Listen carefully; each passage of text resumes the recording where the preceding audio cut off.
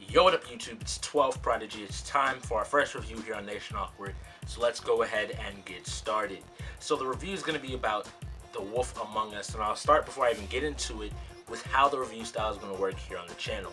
So the channel, for me personally at least, the way I'm going to be reviewing games is I'm very much a story-based gamer. I enjoy worlds being created, and that's where I'll take it from initially.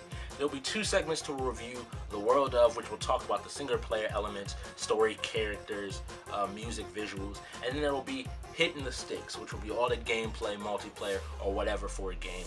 So I just wanted to clarify that so we can go ahead and jump in. So first and foremost, welcome to the world of Wolf Among Us. So the story of Wolf Among Us picks up with Big B Wolf, aka the Big Bad Wolf. We are controlling him as he goes to investigate a ruckus over at Toad's apartment complex. We run into an intoxicating woodsman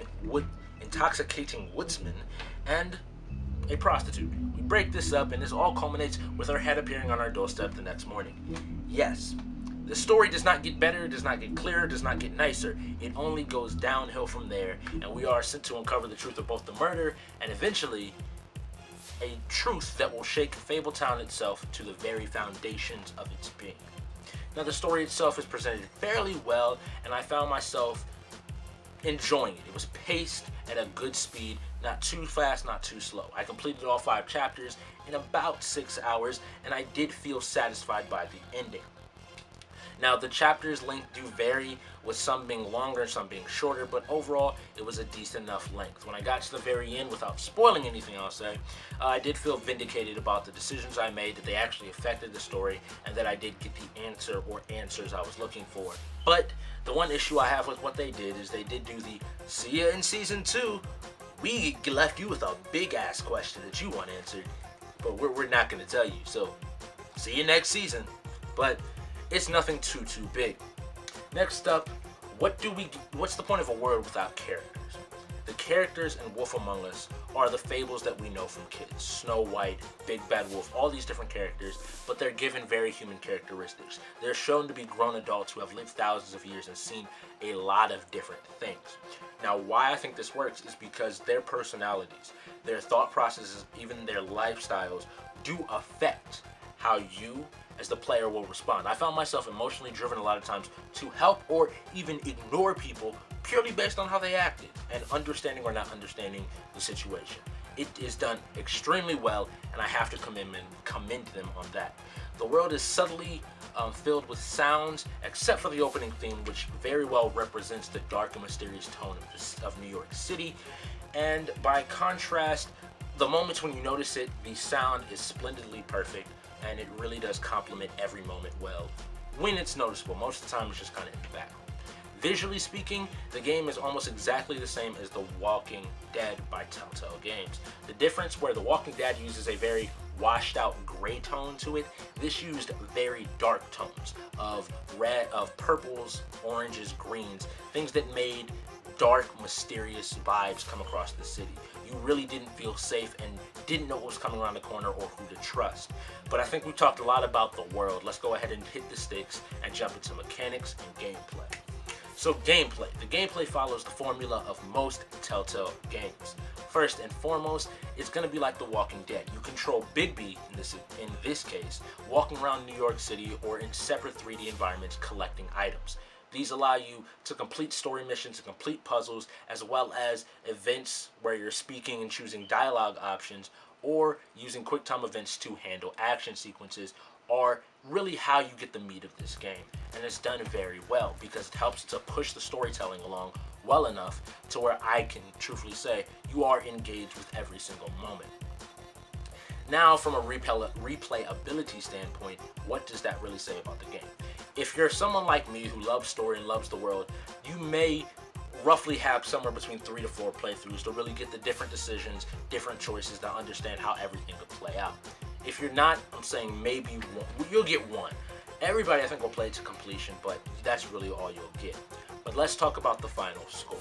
The final score here on Nation Awkward for myself, again, will be done with 2 formats. First up, the first format I'll always give is a raw number out of 10.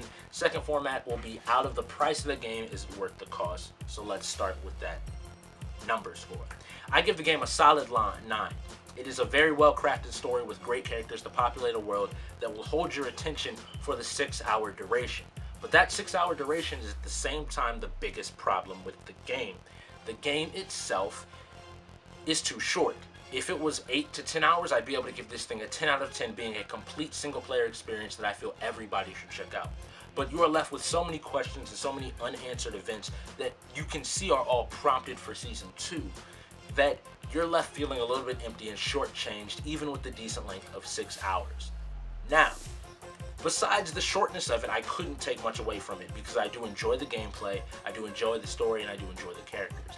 If you don't enjoy those things, I can see a lower score, but as someone who really does enjoy good characterization, character development, and building, the game was done very well.